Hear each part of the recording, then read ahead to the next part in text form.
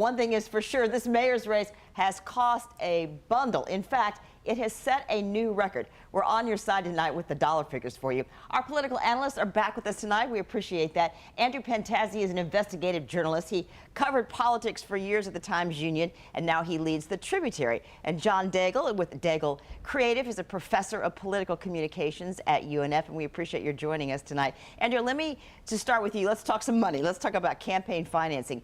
In a nutshell, people may be saying, gosh, they seem like they're spending a lot of money. Is this the most expensive local race ever in the history of Duval County? Far and away, absolutely. Any way you cut it, this race has blown any records that we've previously had for local politics. And I know you've been digging into a lot of the campaign finance records. So let's go back to 2011 for some comparisons. Back then, that was Alvin Brown versus Mike Hogan. Now, together, they spent way less than Daniel Davis alone this year. Show us some of these numbers.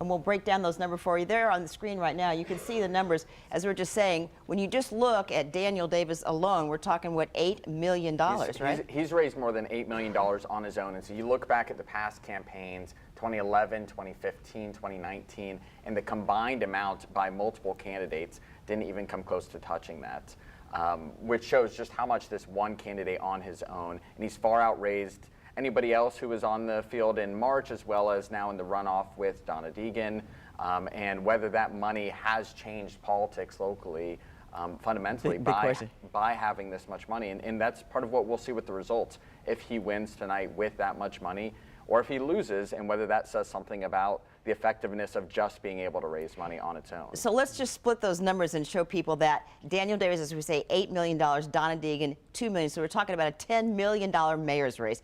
Big difference here on how much money is spent. But let me ask you, John, that doesn't necessarily say who's going to win. Yeah, I mean, historically and traditionally, having a 4-to-1 money-raising advantage over an opponent would be, it would be almost impossible to lose with that. But a lot more important, especially in a low voter turnout race like we're seeing today, is how you spend it and your message strategy. Davis's strategy has looked a lot more like a Republican primary strategy, with focusing on targeted digital and a lot of direct mail. Donna's spent her money a lot more like a general election, focusing on linear and broadcast TV, stuff that you do when you're chasing persuadable, undecided voters. And so we'll just have to see it play out tonight. It's very important. I mean, the mayor is a big deal. This is 4 years with this person, whoever it's going to be. We'll see. It's a possible recount tonight, but that would have to be razor-thin margins, so we'll see. Yes. All right. Thank you all for being here. They will be with us all throughout the evening with their expertise, and we'll check back in with them at 7 on our First Coast News election special on ABC 25. Heather?